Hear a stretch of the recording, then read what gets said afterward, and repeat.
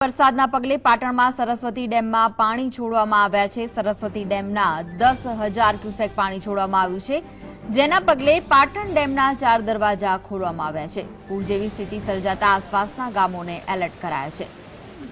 તો ડેમના દરવાજા ખોલવામાં આવ્યા છે, જેના કારણે આસપાસના ગામોને એલર્ટ કરાયા છે।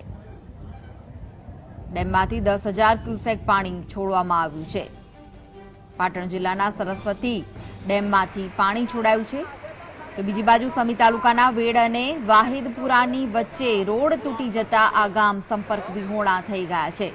સમી તાલુકાના કુલ 9 ગામમાં વીજ પુરવઠો પણ ખોરવાયો છે, જેના કારણે આ ગ્રામજનોની હાલત કફોડી બની છે। તો આ વિશે વધુ માહિતી માટે જોડાઈ ગયા છે અમારા સંવાદદાતા અલ્કેશજી। અલ્કેશ, શું વધુ માહિતી છે?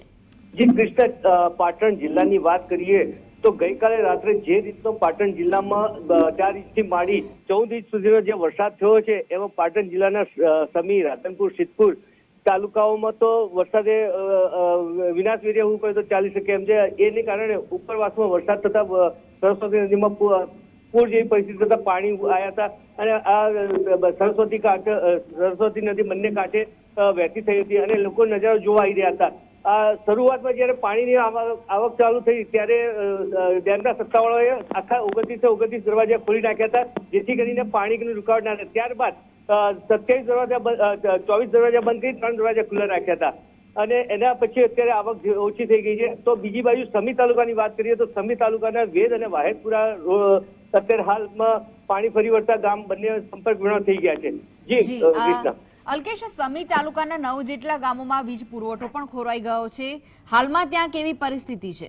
જી, અત્યારે હાલ એક તો આજે રજાનો માહોલ હોવા છતાં અને સરકારી કર્મચારીઓને એલર્ટ કરવા છતાં હાલ ગ્રામજનોની કોઈ મદદ આવી શક્યું નથી અને દરેક જણા રાહ જોઈ રહ્યા છે તંત્રની, પરંતુ કોઈ લાઇટ નથી, વ્યવસ્થા નથી, પીવાના પાણીની સમસ્યા ઉભી થઈ છે। આ ઉપરાંત એમને યાતાયાત માટે એટલે અથવા વાહન વ્યવહાર માટે પણ વ્યવસ્થા થઈ શકી નથી। એક બે વ્યક્તિને તો દવાખાને જવું હતું પણ તેઓ જઈ શક્યા નથી। જી કૃષ્ણ। જી, આભાર અલ્કેશ સમગ્ર માહિતી આપવા માટે।